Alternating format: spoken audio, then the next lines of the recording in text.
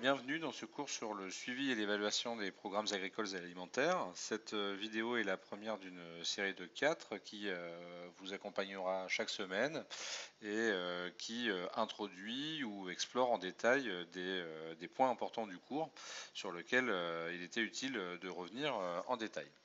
Alors, première chose cette semaine, c'est un point que vous avez vu dans le cours et qui est que le suivi et l'évaluation, il se place dans une certaine vision de la gestion de programme, qui est ce qu'on appelle la gestion axée sur les résultats.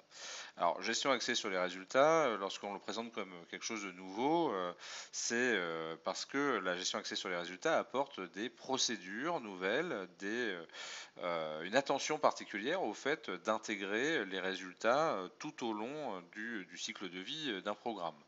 Dès le départ, on va définir la vision, hein, c'est-à-dire les finalités du programme. Pourquoi est-ce que l'on agit et quels sont les problèmes que l'on souhaite résoudre, puis déterminer des résultats attendus. Et à partir de cette étape, lorsqu'on a explicité les résultats, on rentre dans la phase de mise en œuvre. Et dans cette phase de mise en œuvre, on va chercher à réunir des preuves, à s'assurer que l'on va bien dans la bonne direction, que le programme a de bonnes chances d'atteindre les résultats qui lui sont fixés. Et puis en fin de programme, on va faire une étape supplémentaire qui est celle de l'évaluation, lors de laquelle l'on va faire un pas de côté, prendre le temps de regarder ce qui s'est passé dans la durée de vie du programme et voir si oui ou non on a fait la différence, c'est-à-dire qu'on a eu les impacts que l'on attendait pour régler les problèmes qui avaient justifié le programme au départ.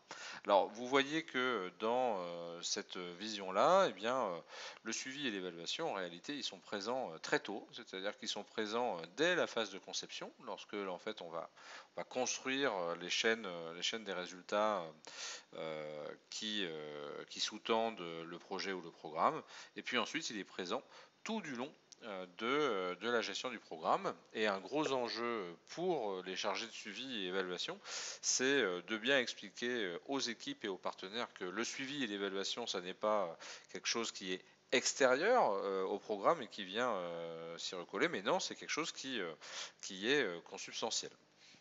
Alors, quelle est la différence entre suivi et évaluation? Les deux éléments visent bien à s'assurer que le programme va bien dans la bonne direction, effectivement, contribue effectivement aux résultats escomptés. Mais le suivi, lui, est une démarche qui va être présente tout du long du programme, c'est-à-dire qu'on va commencer dès le tout début, dès la conception et le début de la mise en œuvre. On va suivre les résultats au fur et à mesure, et cela jusqu'à la dernière année du programme. Et le suivi va vous donner des informations eh bien, sur ce que vous faites, c'est-à-dire qu'il va vous permettre notamment de rendre compte de vos activités et va vous donner des informations sur vos tout premiers résultats, ce qu'on appelle les produits, de façon à ce que vous puissiez, si c'est nécessaire, corriger la trajectoire. En revanche, le suivi ne vous donne pas d'informations sur vos effets à plus long terme. Pour ça, il faut une étude spécifique et ça, c'est ce que l'évaluation vous apporte. Alors l'évaluation, c'est quelque chose qui est plus lourd, qui est plus compliqué. Du coup, on l'a fait une ou deux fois dans la durée de vie d'un programme. Et contrairement au suivi qui va partir de vos activités et voir les premiers résultats, bah, l'évaluation va faire la démarche inverse, c'est-à-dire qu'elle part de vos impacts, de vos effets globaux. Est-ce que vous les avez effectivement atteints? Et si oui, pourquoi? Sinon pourquoi? Voilà donc un exemple pour rendre tout ça plus clair.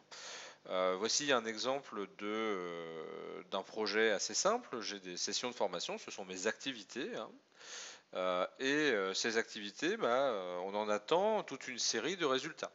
Je fais ces sessions de formation. Pourquoi? Mais pour que les agriculteurs qui sont les cibles de ces sessions de formation apprennent de nouvelles méthodes agricoles, pardon.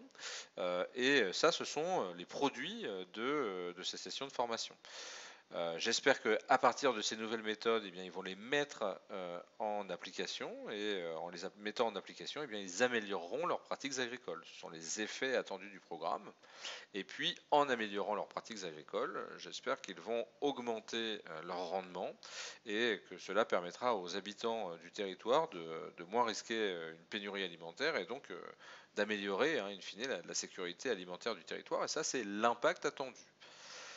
Comment est-ce que se place le suivi et l'évaluation le long de cette chaîne? Eh bien, le suivi, lui, va partir de vos sessions de formation et va commencer à collecter des informations dessus. Il va vous dire, par exemple, combien de sessions de formation ont eu lieu, combien de personnes se sont rendues à ces sessions de formation.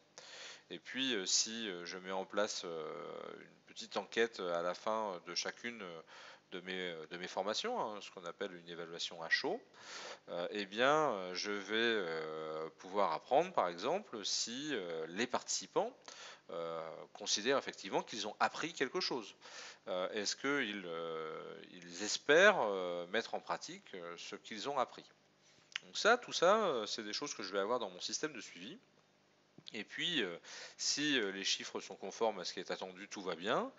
S'ils ne le sont pas, eh bien, si par exemple j'ai trop peu de personnes qui viennent aux formations, ou si les participants me disent qu'ils n'ont rien appris parce qu'ils savaient déjà ce qu'on leur a dit, ou que l'enseignement n'est pas adapté à leurs besoins, eh bien, je vais pouvoir corriger la trajectoire et améliorer mon projet.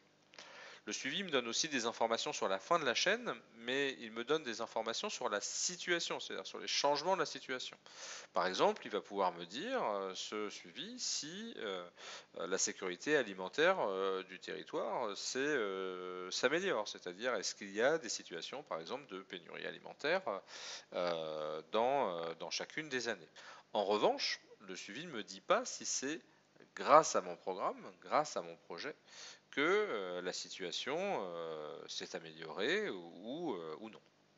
L'évaluation, justement, elle repart de ça, c'est-à-dire qu'elle va construire une analyse spécifique pour savoir si les rendements, l'augmentation des rendements, par exemple, est bien due au fait que les agriculteurs ont amélioré leurs pratiques agricoles, et si cette amélioration des pratiques agricoles est bien lié aux sessions de formation que les agriculteurs ont suivies.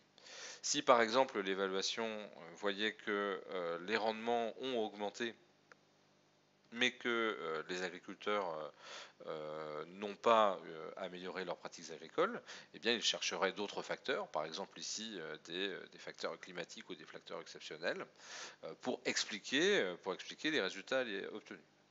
Alors évidemment, le rôle de l'évaluation est facilité hein, lorsque le système de suivi fonctionne bien et apporte déjà beaucoup d'informations parce qu'il va permettre à l'évaluation de se concentrer uniquement sur les preuves de l'impact, c'est-à-dire les preuves que votre programme a vraiment fait la différence. Lorsque le système de suivi est moins performant, eh bien en fait l'évaluation va d'abord devoir reconstituer des données de suivi et généralement elle passera moins de temps sur réellement les questions d'impact, sur le fait de prouver que c'est grâce à vous que la situation a changé en bien. Et en conséquence, cela poussera l'évaluation à être finalement moins intéressante hein, qu'elle aurait pu l'être et moins convaincante pour vos partenaires ou vos donneurs. D'où l'importance d'un bon système de suivi.